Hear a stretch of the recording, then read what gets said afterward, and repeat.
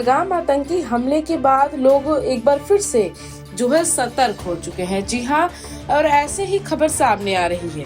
बताते चले, जम्मू कश्मीर के पहलगाम में हुए आतंकी हमले के बाद अंतर्राष्ट्रीय सीमा से सटे गांव में एक बार फिर दहशत का माहौल बन गया है। खासकर हीरानगर सेक्टर के अंतिम छोर पर बसे गांव बोबिया, चक, चंगा, करोल, मनियारी तथा अन्य में हालत बेहद तनावपूर्ण होते जा रहे हैं। यहाँ के ग्रामीणों ने एहतियातन भूमिगत बंकरों की सफाई और मरम्मत का काम शुरू कर दिया है ताकि किसी भी आपात स्थिति में उनका उपयोग किया जा सके।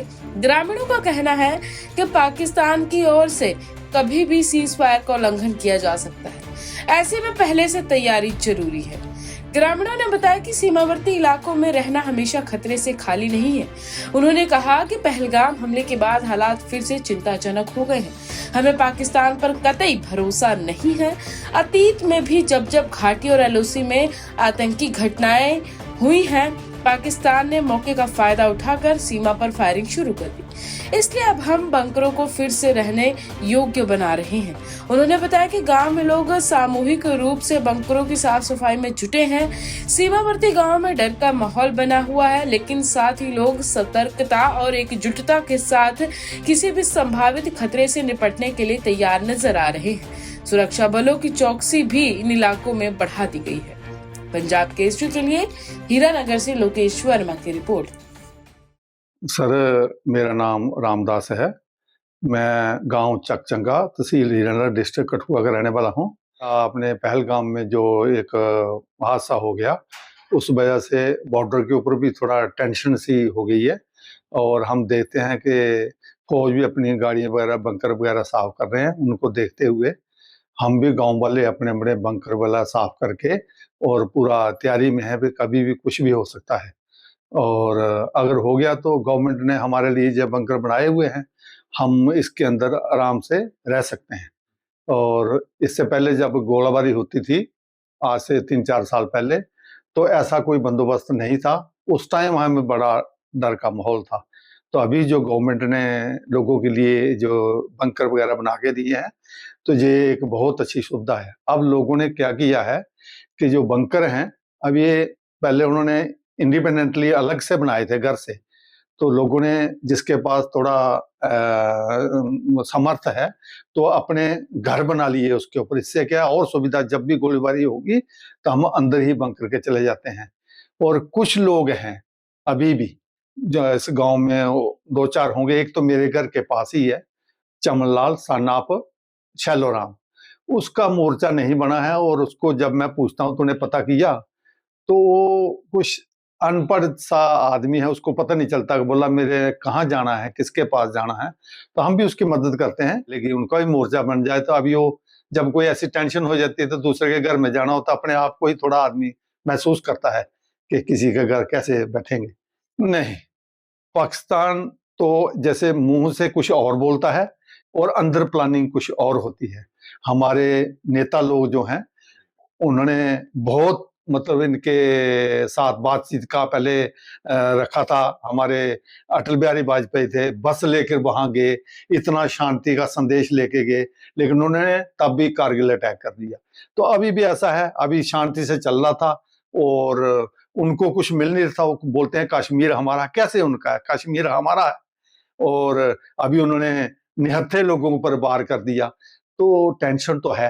अब देखो गवर्नमेंट क्या करती है, उसी को देखते हुए हम लोग भी थोड़ा इधर, डर का माहौल तो है। बॉर्डर नजदीक है, जहां से कोई 400 गज 500 गज बॉर्डर होगा। उनका गांव 1 किलोमीटर है हमारे इधर से, 1 किलोमीटर दूर। सीधी गोली हमारे क्रॉस करके जाती थी जब फायरिंग होती थी। इसको 24 घंटे तैयार ही रखते हैं। जब से ये बंकर बना है तो हम इसकी पूरी साफ सफाई हमेशा रखते हैं और पूजा रूम भी इधर बना दिया है। मैं तो बल्कि दिन को भी आराम इधर करता हूँ और सर्दियों के दिनों में इधर हमने गद्दे लगा रखे हैं। 5-7 आदमी इधर सो सकते हैं आराम से। तो कोई ऐसी दिक्कत नहीं है कि मैंने अभी इधर तैयारी की। लेकिन कुछ लोगों ने, जैसे कि अभी है, तो हम भी बताते हैं कि अपने अपने मोर्चे वगैरह साफ कर लो। अभी कुछ भी हो सकता है। गवर्नमेंट का जो प्लानिंग होता है वो तो सीक्रेट होता है ना, वो हमें पता नहीं कब क्या होना है, इसलिए हम पहले ही तैयार रहते हैं। मैं सुभाष सिंह मेरा नाम है। मैं 0 लाइन बॉर्डर पे हमारा गांव है, लास्ट बोविया। तो यहाँ जब से पहलगाम का हमला हुआ है, हमारे 28 हिंदू जो हैं उनको निर्ममता से मारा गया, तो एक आग सी जो है वो पूरे हिंदुस्तान में लगी हुई है। तो हालात जो हैं बॉर्डर पे काफ़ी गमगीन बने हुए हैं। एलओसी पे फायरिंग शुरू है, तो जब एलओसी पे फायरिंग शुरू हो जाती है तो हमारी आईबीपी भी अलर्टेशन काफ़ी हो जाता है और पाकिस्तान जहाँ भी सीज़ फायर का उल्लंघन कर देता है। तो बॉर्डर पे लोगों जो हैं वो काफ़ी अलर्ट हो गए हैं। लोगों ने बंकर वगैरह जो बनाए थे उनकी साफ़-सफाई करके पूरी तैयारी में है कि कब भी किसी वक़्त भी पाकिस्तान की तरफ से सीज़ फायर का उल्लंघन हो सकता है। तो उसके लिए हम पूरी तरीके से तैयार हैं और हम लोगों की एक सोच भी है कि पाकिस्तान को अब इसका पूरा मुँह तोड़ जो जवाब देना चाहिए। लोगों का मोराल तो डाउन है, लेकिन हिम्मत जो है वो नहीं हारते। लोग जो हैं वो पूरी हिम्मत के साथ डटे हुए हैं और खेती का टाइम भी है। किसान जो है वो हमारे अपने खेतों में फसल भी समेट रहा है और साथ-साथ में अलर्ट भी है कि पाकिस्तान की तरफ से कब भी किसी वक़्त भी सीज़ फायर का उल्लंघन हो सकता है। पाकिस्तान अगर गोलाबारी करेगा तो अब लोगों में काफ़ी कॉन्फिडेंस है कि लोग पहले की तरह पलायन करने के मूड में नहीं हैं। लोग अपने बंकरों में जा कर के शरण लेंगे। फिर भी अगर ऐसे हालात बने कि जब गवर्नमेंट बताएगी कि इससे ज़्यादा के हालात ख़राब होंगे, तो जब तक गवर्नमेंट ऐसा कोई इनिशिएटिव नहीं लेगी कि आप लोगों को पीछे हटना है, तब तक हम बॉर्डर छोड़ेंगे नहीं। मेरा नाम मदन लाल है, चकचंगा गांव का मैं रहने वाला हूँ और बॉर्डर यहाँ से कम से कम 200 मीटर होगी। अभी तो हालात खराब हैं, अभी स्प्रेड हो रही है। अभी श्रीनगर में जो कांड हुआ है उस वजह से माहौल पूरा खराब है। तो अभी हम लोग बैंकरों की साफ सफाई कर रहे हैं और कुछ बैंकरों में तो पानी जा रहा है। हमने तो इसकी मेंटेनेंस कर ली है, टाइल वगैरह लगवा ली है, क्योंकि ये इतना सोल्ड नहीं था, पानी अंदर आता था। पानी की वजह से हमने टाइल लगवा ली है। तो बाकी अभी कनक की कटवाई चल रही है, वो कनक काट रहे हैं आगे बॉर्डर वाली। तो उनका क्या पता कब फायर कर दें, उनका कोई भरोसा नहीं है कब फायर कर दें। लेकिन हम लोगों ने अपनी तैयारी करके रखी है, जैसे सरकार का हुक्म आएगा कार्रवाई करेंगे। उस टाइम तो नुकसान बहुत होता था, बच्चों को पीछे जाना पड़ता था, बच्चों की पढ़ाई नहीं हो पाती थी, बच्चे 6-6 महीने स्कूल नहीं जाते थे। अब थोड़ा है कि हम लोग यहाँ रह जाते हैं, बच्चों को पीछे भेज देते हैं, क्योंकि बच्चों ने तो स्कूल जाना है, सारे रास्ते बंद हो जाते हैं फायर की वजह से। तो बच्चे थोड़े डिस्टर्ब होते हैं। बाकी स्कूलों में बंकर बने हुए हैं। हाँ, अभी स्कूलों में बना दिए बंकर। अभी नाम ही आए तो इतना खतरा नहीं है, बच्चे स्कूल में रह सकते हैं, क्योंकि खाने पीने का बंदोबस्त तो उनका होता है, तो इतना डर नहीं है। कड़ी कार्रवाई होनी चाहिए, एक बार उनको सब कुछ करना चाहिए। अभी खाली मुंह से बोलने से नहीं, कार्रवाई तो पक्की होनी चाहिए और ठोस कार्रवाई होनी चाहिए एक बार। मेरा नाम है प्रवीण सिंह और इस गांव का नाम है बोबिया और ये बॉर्डर का लास्ट गांव है पूरा 500 मीटर जहाँ से बॉर्डर है सामने। हमारे पास तो सरकार की तरफ से बैंकर भी बने हुए हैं, हमारे बैंकर बिल्कुल साफ सुथरे हैं। तो बाकी रही बात, अगर बैंकर ना भी हो तो सबसे पहले देश है, हमें देश जरूरी है। पाकिस्तान कभी भी जो है कि गोलाबारी कर सकता है। आपको पता है पाकिस्तान जो यकीन कर लें कि लायक नहीं है। हमारे जो अभी भाई उधर गए थे टूरिस्ट घूमने के लिए, तो इन्होंने वो निहत्थे थे, उन्होंने क्या किया, इसलिए हम तो हमारे पास तो वो सब कुछ बंदोबस्त है इधर। बस तो बंकर बने हुए हैं गवर्नमेंट की तरफ से, हर घर घर में बंकर है। साफ सफाई होगी, बिल्कुल पूरा साफ सफाई है, सब लोगों ने साफ सफाई करके रखे हुए हैं।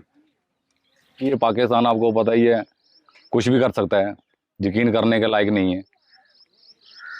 बिल्कुल देना चाहिए सर, पाकिस्तान को मुंह तोड़ जवाब मिलना चाहिए।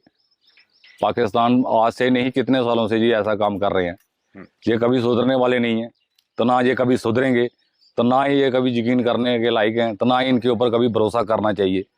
आज तक जितना भी भरोसा किया, क्या कोई भरोसे पे खरे उतरे हैं जी? उन लोगों ने अपना पूरा बंदोबस्त करके रखा हुआ है। हर घर में ऐसे ही बंकर मिलेंगे आपको। हर बंकर के अंदर बेड लगे हुए हैं, अपना LCD लगा रखी है लोगों ने, जो जो अपनी फैसिलिटी के हिसाब से उसमें हर एक जो सुविधा चाहिए वो उसमें रखी हुई है बैंकर में। पूरे सुरक्षित हैं, हम लोग भी सुरक्षित हैं। पूरा गांव के अंदर जितने भी है सब ने अपने अपने बंकर की साफ सफाई करके उनको रखा हुआ है कि कल को कुछ भी हो जाए तो हम सुरक्षित हैं अपने बंकर के अंदर जाके।